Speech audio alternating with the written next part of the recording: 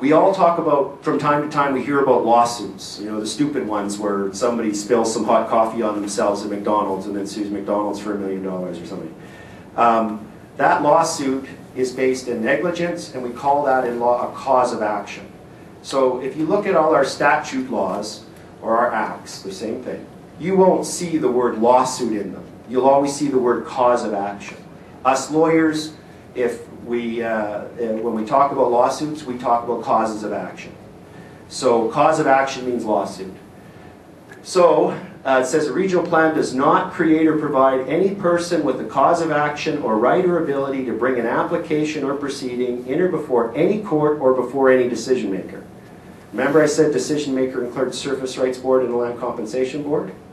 So it also would preclude you from bringing a claim vicariously against the government through those existing compensation mechanisms. B, it does not create a claim exercisable by any person. So if they extinguish your rights, you've got no claim, end of story.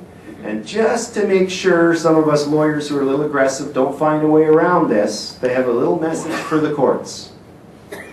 They say that claim includes any right of application or a request to a court or relief of any kind whatsoever, and includes without limitation any cause of action in law or equity. Equity is an ancient part of our legal system, that if you're resorting to equity in a lawsuit or dispute as a lawyer, you usually don't have the strongest case. So they're even making sure we can't sneak in there, and it prohibits a court from issuing judicial review remedies in what we call, in the Latin, is certiorari prohibition in mandamus, or any injunctive relief. So they're saying to the courts, even if someone somehow ignores us and tries to bring a claim, and you try and ignore the Section 19 provision, you can't give compensation because you were taking your authority. Well, what does Ted Morton, who's the architect of this, have to say for himself? Well, he was interviewed in that same journal article, and he said, Sustainable Resources Minister Ted Morton concedes the bill, which is at that time was being debated in the legislature, gives the cabinet, quote, a lot of administrative discretion, close quote. I think we'd call that an understatement. And then he goes on to say, quote, there is no off-the-shelf blueprint from any other jurisdiction that has done this before. So we need that kind of flexibility. Well, Professor Morton,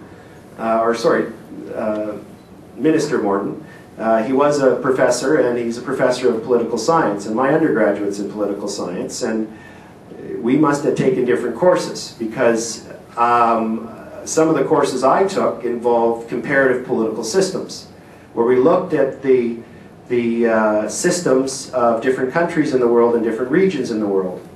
And in most Western countries, structure their political systems with limitations on government, with ensuring that citizens always have a right to the courts, and that they get compensated if their land or their rights are interfered with for a governmental purpose. And also, Western countries don't typically subscribe to the concept of central planning. So I think he's mistaken. I think this concept has been tried before, and it was in an Eastern European country.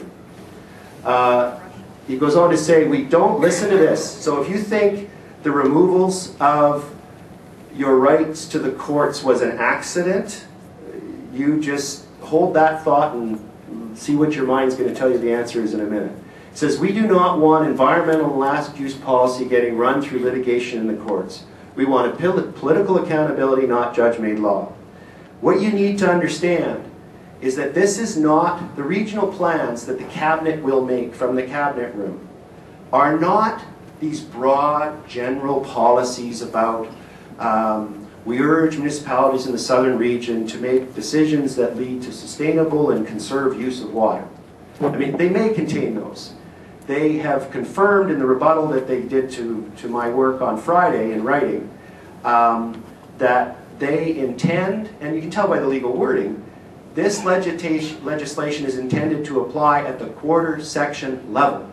This legislation is designed to apply at the water license level. It is designed to apply to a specific forestry harvesting agreement or ministerial extraction situation.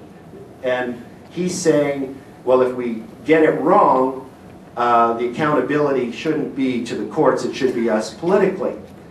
And they've said it a number of times since that if somebody feels, let me back up. Let me just go way back to maybe like 1215, the year 1215. In the year 1215, the first major written form of the concept of the rule of law and limitation on government was articulated. And it's called the Magna Carta, and many of us have heard about it. And what happened with the Magna Carta was that the landowning class in England were pissed off at all these kings that kept telling them what to do. So a bunch of the land barons gathered with their men, guys with swords, and went to see King John. They made an appointment, and they brought with them a piece of paper, and it was the Magna Carta. And they asked him, at sword point, to sign it. And he did. I made the right call.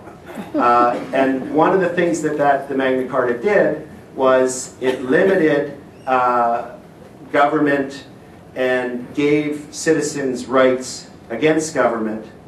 And how we exercise those today and how they've evolved today is that if anyone feels that a government official or a government decision has harmed them, if they feel that that decision was arbitrary or biased, or maybe the government was mad at you because you were speaking publicly about something, like me, that you would have, and they're not doing anything to me, at least not yet, by the way.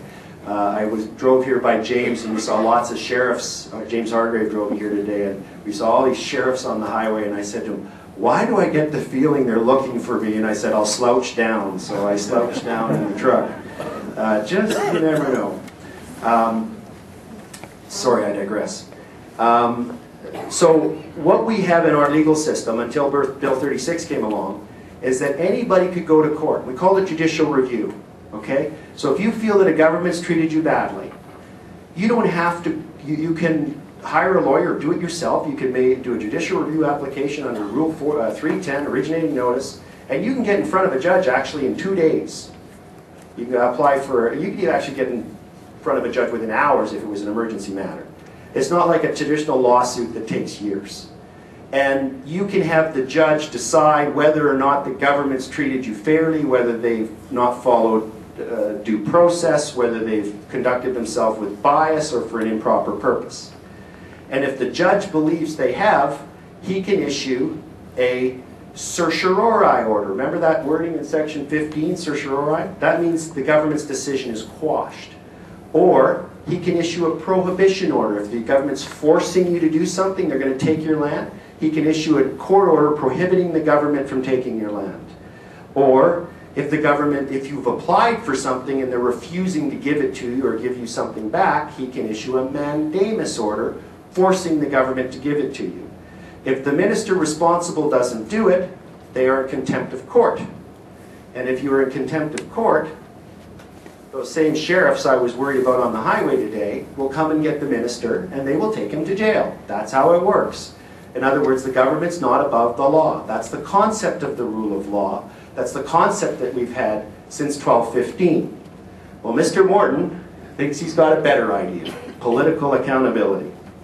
And let me tell you where he's getting mixed up here, just if I can, because you're scratching your head going, how could this be? Minister Morton and I scratch my head, it's amazing I have hair, trying to figure out how this happened.